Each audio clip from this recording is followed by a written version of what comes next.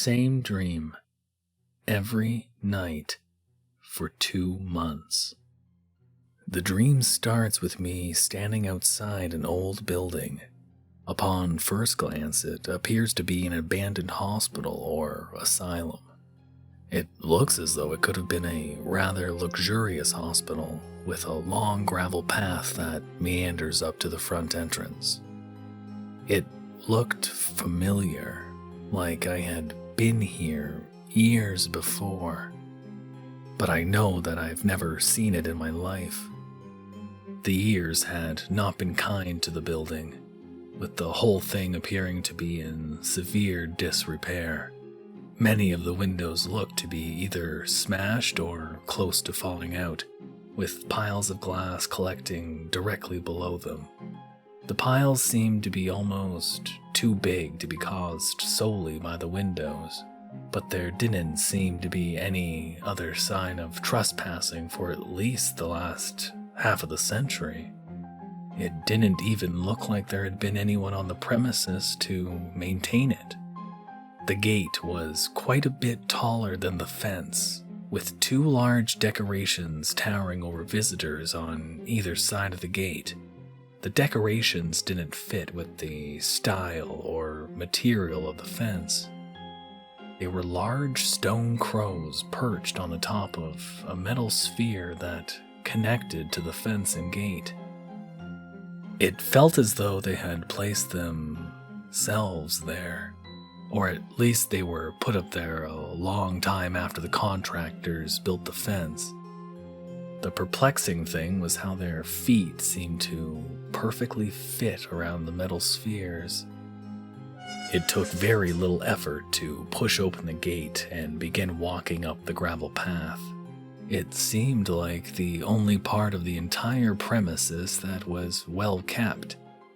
There were no weeds poking up through the stones, nor did they appear to be dirty or mossy. It took a while to walk up to the hospital. I probably could have cut across the grass, but I couldn't bring myself to do it. It felt disrespectful somehow. So instead, I followed the winding path to the front entrance. I noticed the glass piles again. It was clear now that the piles were not just from the windows. There were syringes and broken beakers mixed in with the piles, as well as a wheelchair and an old hospital bed, both of which were rusted and falling to pieces. I tried not to pay too much mind to the piles of junk and forced myself to walk up to the front door.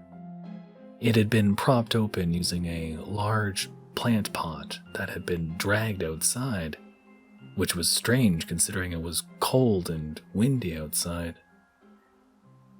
It was easy to see inside the hospital from where I was standing. It was light and welcoming, a complete contrast to the exterior.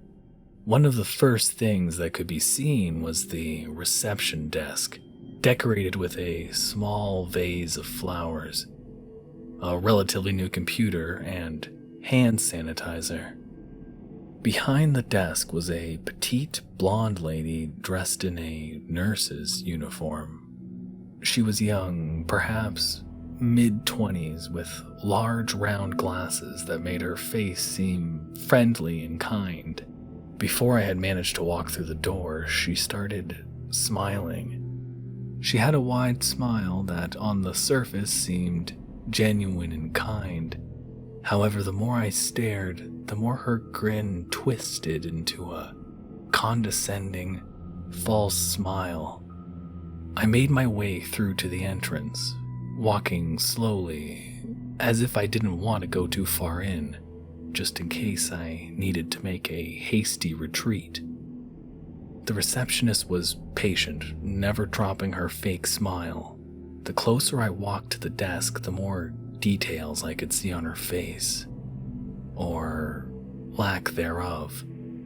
She had no eyes, no nose, or any other defining facial features, just glasses and a smile. She said nothing as I approached her, only pointing to a small corridor to the left of the building.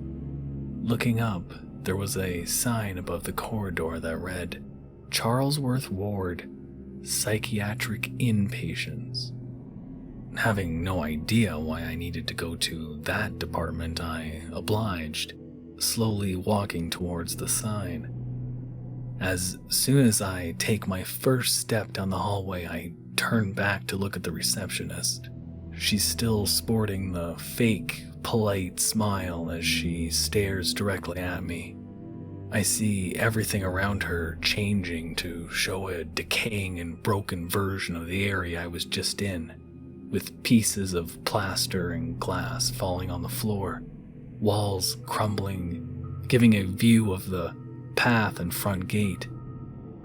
It was as though the building had changed back to how it originally was, except for the plant pot was no longer there and the doors were tightly shut. I had no choice but to continue my way down the hall. There were several rooms with large windows that allowed me to see into them. Every room had only a bed inside. There were no drawers or tables or chairs. The first room contained someone sitting in the bed, legs hanging off the side. They hung their head in their hands, and all I could hear was a faint, sobbing sound coming from the room. Most of their body was covered with bandages that gave almost no clue as to the identity of the patient. The only thing that I could recognize was a tattoo on the inside of their right arm. It was a dragon that wrapped around the forearm of the patient. Instantly, I recognized them. It was my brother. I could feel my eyes well with tears as I look in helplessly at him. I was unable to speak or communicate with him in any way. He simply wouldn't hear me. I had no choice but to walk away. The next room had a patient that was connected to a life support machine, with the only sound being that of the vital signs monitor that maintained a slow, steady beeping sound. The sound was quite loud when I reached the room. Looking closer to the person in the bed, I realized that it's my mother, unconscious, not moving or showing any real signs of life. She seemed to be laying there peacefully, but it hurt to see her in that condition. I couldn't bear to watch, so I walked to the next room. The patient was in the same condition as my mother, hooked to life support, giving no indication as to whether they were still alive. It's a dear friend of mine in the bed this time. I start to panic more, almost running down the corridor, quickly glancing into each room as I pass. Every room had someone I loved dearly, family and friends alike, all lying in beds down the hallway. The faster I run, the louder the beeping gets, and there's a heavy, sinking feeling in my chest that makes it harder to breathe. It felt as though I'd been running forever, but the exit at the end of the corridor wasn't getting any closer. If anything, it was getting further away, but I couldn't turn back as the entrance had fallen apart by this point.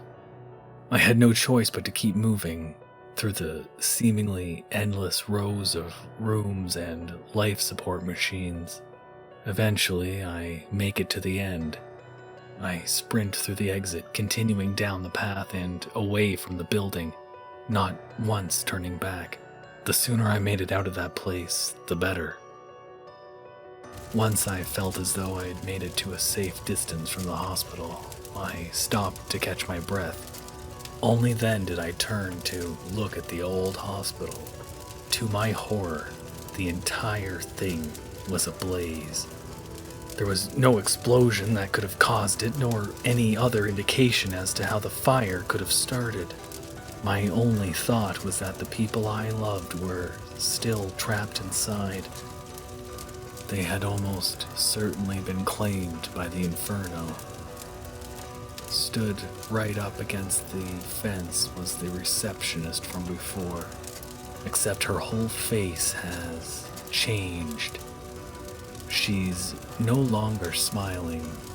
She has a look of absolute indifference as she stares blankly through the gaps in the fence.